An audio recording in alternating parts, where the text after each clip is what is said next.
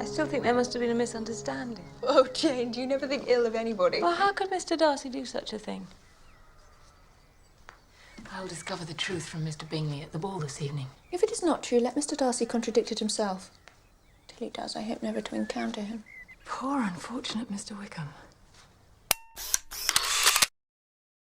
Whenever people talk about the Bennet sisters, Jane is almost always described with the same handful of words. She's sweet, she's gentle, she's kind. And all of those things are true, but they are also a little incomplete. They make her sound as though she's just pleasant to be around, when I think Jane Austen is doing something much more interesting. The first few times I watched Pride and Prejudice, I assumed Jane was simply too trusting. She always seemed ready to explain away people's bad behavior. Whenever Elizabeth came to her with a scandalous new revelation, Jane's immediate response was usually, well, perhaps there's another explanation. I'll admit, it used to frustrate me. I wanted her to stop giving everyone so much grace and just agree that some people are in fact awful.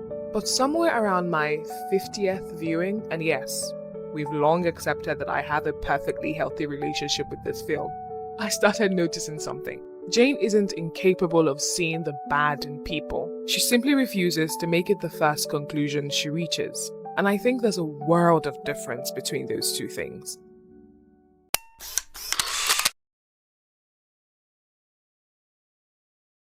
One of the easiest mistakes to make with Jane is to assume that because she's optimistic, she isn't observant. But if you pay attention to what she actually says, that's not what's happening at all. Take the whole Wickham situation. Elizabeth hears the story, compares it with everything she already thinks she knows about Darcy, and arrives at a conclusion almost immediately. It's a perfectly understandable reaction. Wickham is charming, Darcy is aloof, and the story fits the version of Darcy that Elizabeth has already built in her mind.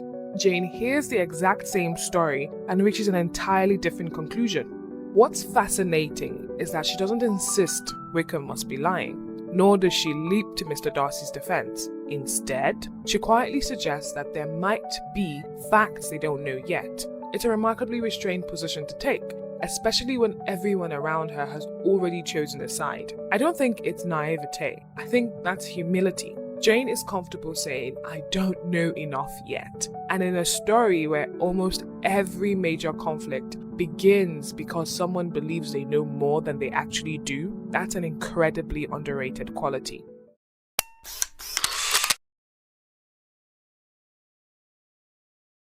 I think one of Austen's greatest achievements is that she never asks us to choose between Elizabeth and Jane. They're both intelligent women, but they express their intelligence in completely different ways. Elizabeth's gift is perception. She notices things quickly, she picks up on awkward silences, strange looks, little inconsistencies in people's behavior. She's witty, observant, and wonderfully quick thinking. It's one of the reasons she's such a compelling heroine. Jane's gift, however, is patience. She doesn't rush to finish the picture before all the pieces are on the table. While Elizabeth is busy connecting the dots, Jane is still asking whether there might be dots she hasn't seen yet. I actually think that's much harder.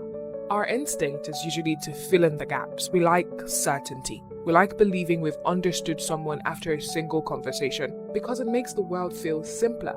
Jane resists that instinct. She allows people to remain unfinished in her mind, and that means she's often willing to revise her opinion when new information comes along.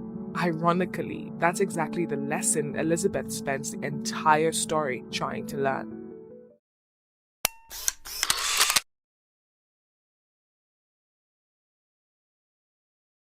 I think one of the things that separates Jane from almost everyone else in the story is that she never demands perfection from people before extending them grace.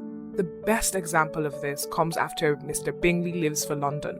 Elizabeth is understandably furious. She immediately concludes that Caroline Bingley has deliberately separated Jane from her brother. And from what we've seen of Caroline, it's a perfectly reasonable assumption.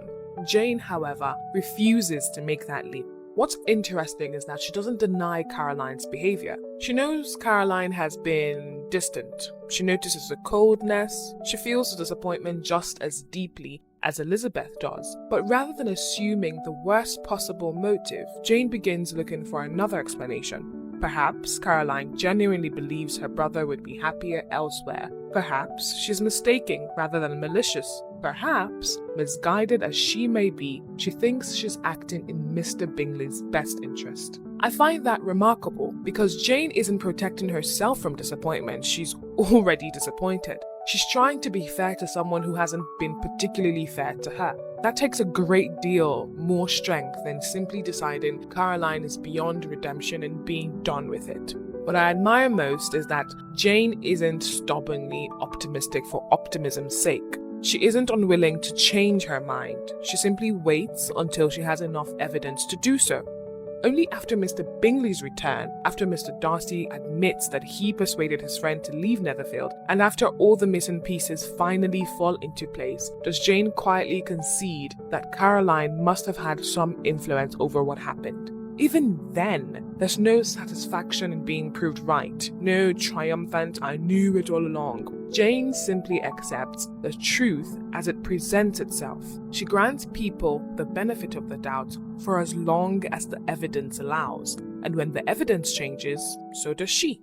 I think that's the heart of Jane's optimism. She doesn't require people to be perfect before she believes there might still be goodness in them. She simply refuses to judge their hearts before she has every reason to.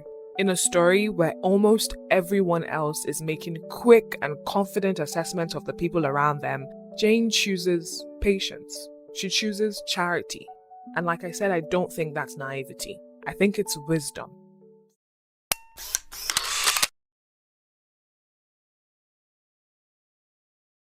Finally, I think what I've come to admire most about Jane Bennet is that she refuses to let disappointment dictate her view of people.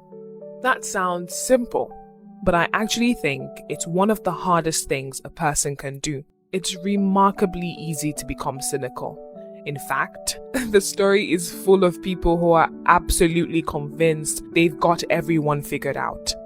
Elizabeth thinks she knows Darcy, Darcy thinks he knows the Bennets, Wickham relies on people making quick judgments, and Lady Catherine, she has built an entire personality around deciding other people's worth before they've opened their mouths.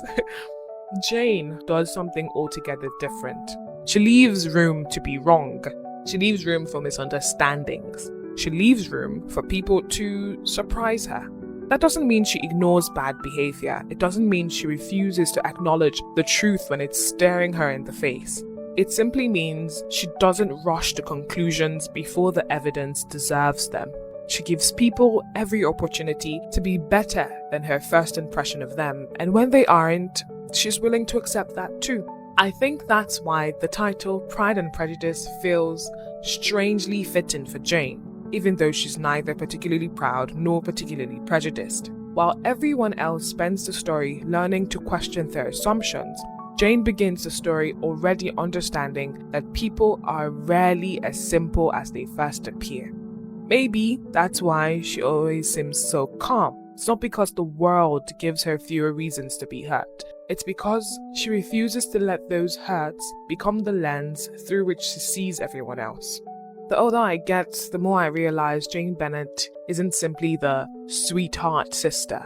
She's the patient one, the charitable one, the one who understands that being a good judge of character doesn't always mean judging people quickly. Sometimes it means waiting just a little longer before deciding who someone really is.